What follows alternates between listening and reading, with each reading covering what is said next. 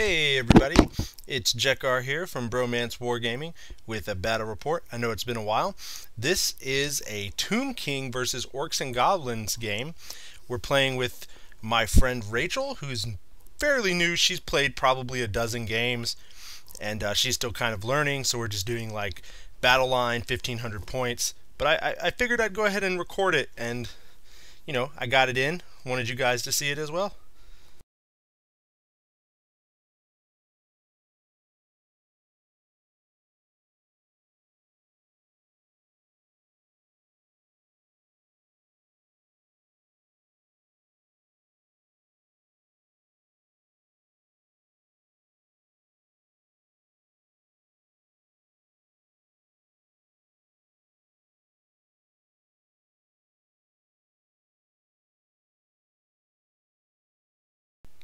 Alright, so here's a picture of deployment. Like I said, we're just doing battle line. From left to right on my side, we have 10 orc boar boys with spears and shields.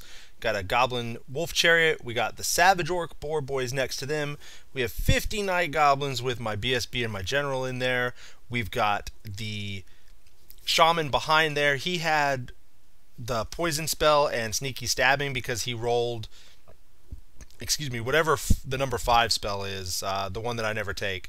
Next to them is 20 archers, and then off the frame to the right is the rock lobber and Greg the Giant.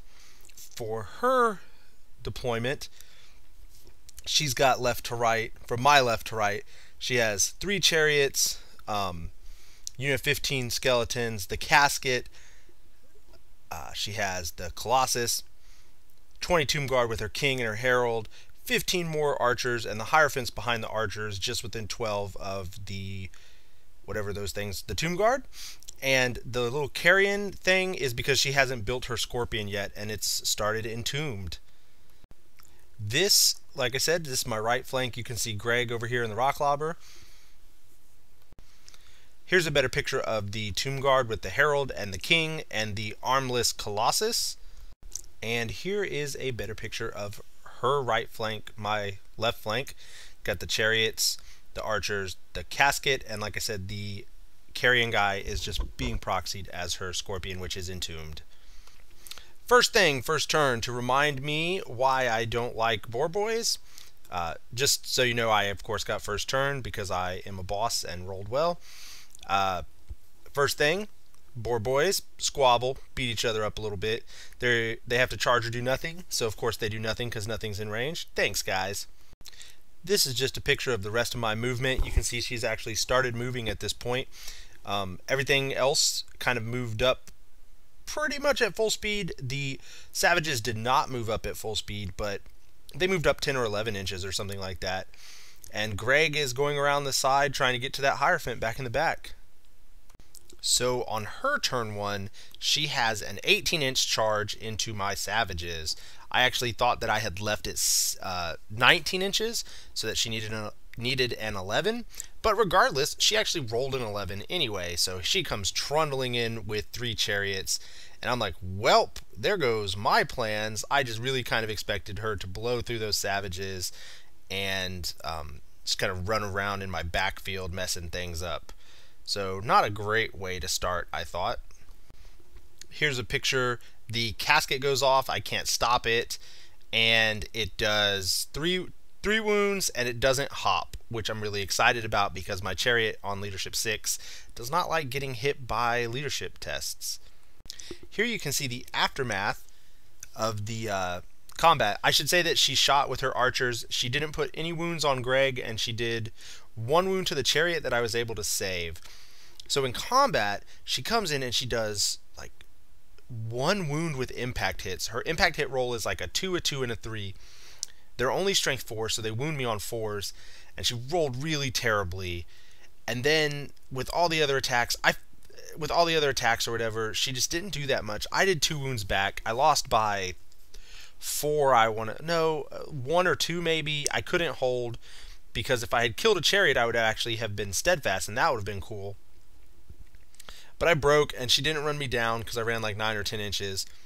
And I'm thinking, well, this is okay, maybe I'll rally. She's just going to do the same thing again next turn, and this next time I won't be frenzied, and yeah, so I didn't know. I still thought this was pretty bad, but at least I got away. Here is what the rest of the board looked like on her turn. Excuse me. You can see that some stuff moved up, and pretty much that's it. One thing that I thought about was I thought she was kind of spread out. She had been castling in some past games, and she kind of spread out when she saw how large my army was. I think that may be excuse me, may have been the wrong choice. So this is the start of my turn 2, and I should actually have showed these pictures in reverse. This charge I had to do, and you'll see why later. So this chariot needed an 11 to get into the archers. And wouldn't you know it, by Gork, I got into the archers. And then I rolled like a 2 for my dangerous terrain, but I saw the 1 on the dice. Like it kind of barely came off of the 1. So I thought, oh, well, my chariot's going to explode. So here's this chariot going to get some archers, and I'm excited about it. And here is the reason that the chariot had to charge. I failed animosity with the orc boar riders again. Thanks, guys. Now, as far as I understood, I had to make the charge onto the chariots. They were within my line of sight. It was a legal charge because I could get the chariot out of the way. So my options were make the charge and fail and just kind of turn them around, or try to get the chariot out of the way and actually hit the flank. And I thought, well, if I have to make the charge anyway, then I might as well just go ahead and go, full on Gork it and try to actually get these things. So that's what I did. So that's why I charged the chariot out, and then the chariot made it, and so these guys were like 9 inches out, so they couldn't fail. And so I don't know. I told my opponent Rachel, I would not have thought about doing this. And so I was kind of excited to see, animosity forcing me to be a slightly better player. This picture is just to show that in in Magic, I got poison off, and I did 3 wounds to the Colossus, and my rock lobber keeps scattering off. Like, don't worry about it. I am taking shots. Oh no! This is the turn I actually killed 5 or something Tomb Guard, because I actually hit a decent amount. Alright, so this is after combat. You can see at the bottom I've rallied with the Savages, who are no longer frenzied because they ran away. Wouldn't you know it, I failed the fear test with the Orcs, even though they had a reroll, 8 rerollable. Regardless, I did just enough wounds. I want to say I did 2 or 3 wounds, but they didn't do anything to me, and so with like crumbles and stuff, I just barely killed the chariots down, and so I reformed facing like the archers in the casket. I was like, oh well, I'm gonna go get me some free points. I'm pretty excited about that.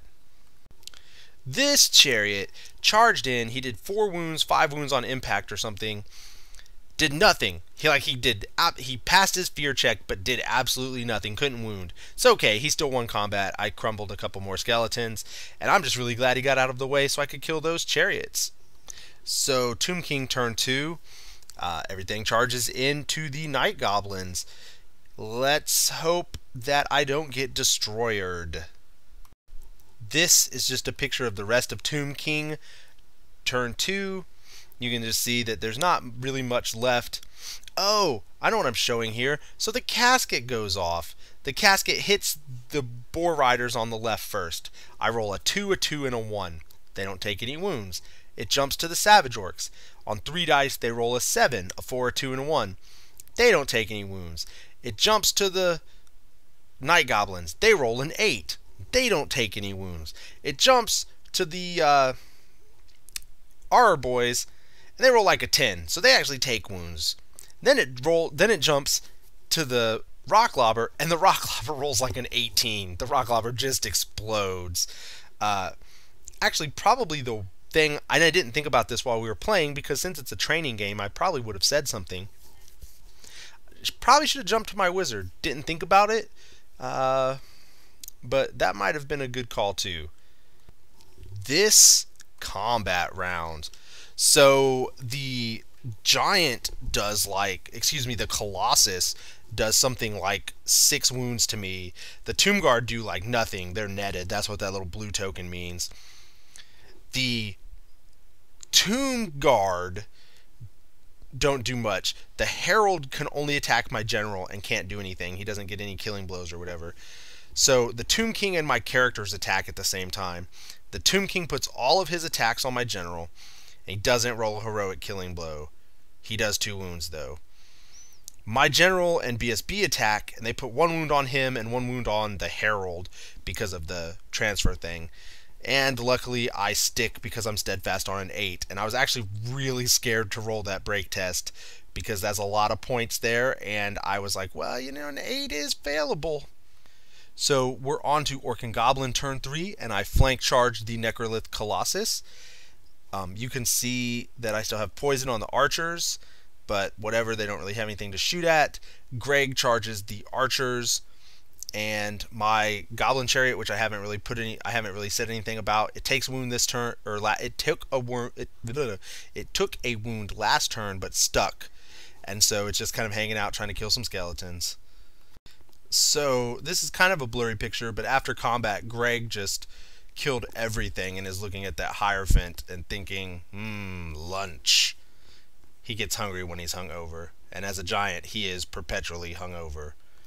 In this combat, the Tomb King does nothing to me. I do nothing to the Tomb King.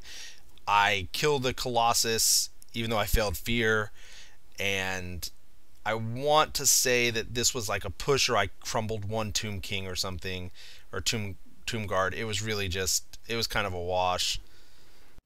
Here is Tomb King 3, and I actually left the dice here because there's no movement. The Hierophant tries to run away. I think she bubbles some spell and gets some people back in the magic phase. This is the casket spell though. And she started over here on the left again, and that was my roll. I'm on a 7. Look, I took no wounds. Then she jumps to the Boar Riders in the middle. Again, I roll a 1, a 1, and a 2, so I take no wounds. Then she fails to jump anymore. So the casket has all told killed like 5 archers and a rock lobber, and it's gone off every turn. Like, it is just, oh, I guess it took 2 boar boys out. It's just really the most ridiculous thing ever. I can't believe this. I'm so lucky.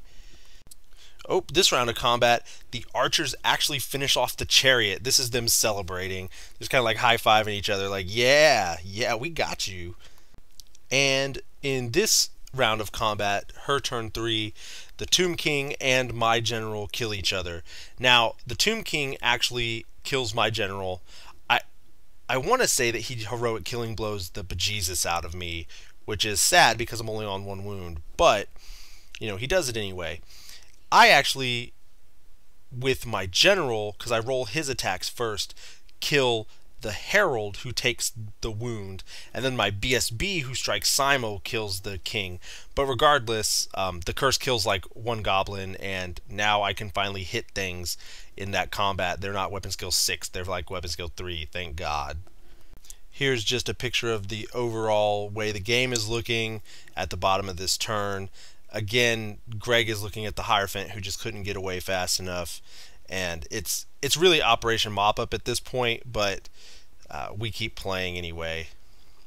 So to seal the deal, as Leon Phelps used to say, I go ahead and show a preview of the goods. That is, I charge my archers into the flank just to deal with this one last time, and hope that my BSB, who has a wound sitting on him, can live throughout the rest of the game. And of course, I charge the Hierophant, because why not? Greg is hungry, and that guy looks like beef jerky. Om nom nom. And to make sure that the circle was complete, I made my charges into both the casket and the archers. I failed, I want to say 1 dangerous terrain on the savages.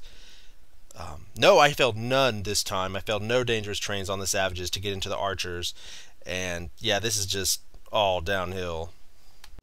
Magic is kind of a wash, so I go ahead and resolve this combat first, and I blow those guys up and run off the table. Oh, the Carrion is sitting over here, and I should really take time to talk about the Carrion Scorpion thing. So turn 2, the Scorpion shows up, except she rolls a misfire on it. So it misfires, and it does, and I'm like, oh no, it's gonna die, because that's just the luck she's been having.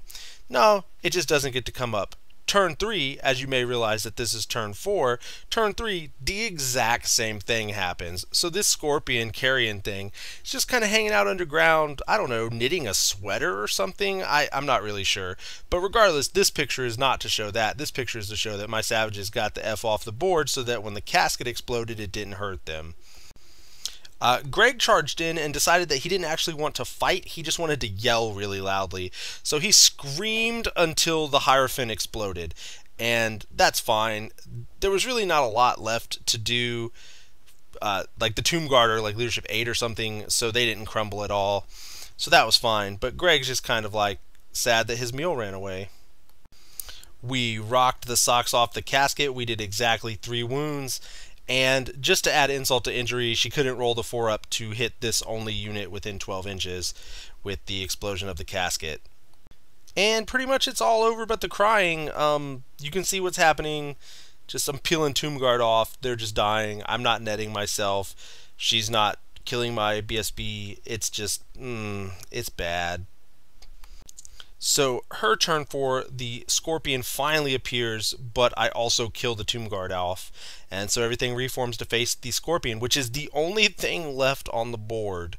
Probably should have crumbled actually. I don't know, but yeah, this is the only thing left at the bottom of her 4, and it just, you know, she was like, whatever, I want to fight with my Scorpion, which is admirable. I accept that. So the Orcs with bows charge in because that's what people with bows should do, right? Get into combat? Yeah, that's what happened. So this is the last picture. I got sneaky stabbing off on them just to remove the armor save. The Scorpion hits with all 4 of its attacks. It goes to wound on a 3-up, and of course it wounds nothing. Absolute balls. And so I go to swing. I hit it. I wounded exactly 3 times. I roll like I get 4 hits through, and I roll 4 dice and get 3 5+s. So kill the guy right off, and that's the game at the end, at the bottom of my turn 5, because there's nothing left. So obviously it is a complete tabling, and bad things happen to the Tomb Kings. But since that's what's happened in the end times, you know, it's just par for the course, man. This is nothing compared to what Nagash did to them. So, some concluding thoughts, I guess. First, kudos to my opponent. She, like I said, she's pretty new, a dozen games at the most. She's playing Tomb Kings. She's not using Undead Legions. She stuck to it. She had a good time. And really, aside from the slight, you know, deployment thing, and it was mostly luck that did her in. You know, she should have castled up a little bit more, but I'm not sure it would have helped. She had such terrible luck this game, and that's just compounded by the fact that Tomb Kings is not a very forgiving army. The big shocker for me was that Animosity, man, I would have never made that charge into the flank of the chariots, and Animosity really forced me to. And so every once in a while, Animosity is a good thing. It can make you do things that win you the game, and that just seems really orky. So you know what? I'm not going to complain about Animosity. It's a thing. It's our own burden, but you know, it was enjoyable, and it did good things for me today. Tomb Kings are like a difficult army. And this kind of goes to my last point too. She's really kind of interested in the Undead Legions. You know, I have some Morghast and Spirit hosts that she could use, you know, to kind of ease into it. But she's interested in the no Hierophant, you know, no crumbling, marching. That just sounds excellent. So, but yeah, Tomb Kings are hard. Like I said, they're not forgiving. They don't take break tests, but they don't seem like they have cushion. Like when I've played against ogres and people learning ogres, you know, you're like, oh well, I have 1 wound left out of this on this character that's insanely difficult to kill. I guess I get all my points, you know. Tomb Kings don't have that. They're like, oh, I just explode when you think about me in inappropriate ways. And then, so I talked about the Undead Legions, so really probably I'm thinking about giving Boar Riders an honest chance. Like, it's 200 points for the unit of 10. They're really fragile, and I realized that I rolled pretty well this game, like mostly for leadership. But I also use the giant, and I like the giant a lot, and everybody poo-poos the giant. So I feel like maybe I should give the boar riders a chance. I like the regular boar riders more than the savage boar riders, but I feel like the savage, because of the armor save really and the no frenzy, but I feel like the savages actually are going to end up being better, even though they're slightly more expensive, because the savages don't have to take those leadership tests. Yes, they do to not charge, or and they have to pursue, but that's less of a big deal out on the flanks. People are dealing with savage orcs instead of the rest of my army. But like the panic test is really what I'm worried about. You lose 3 guys and you take a panic test. Leadership 7 is not great. So I don't know. I may toy around with it. Watch this space. Maybe you'll see it.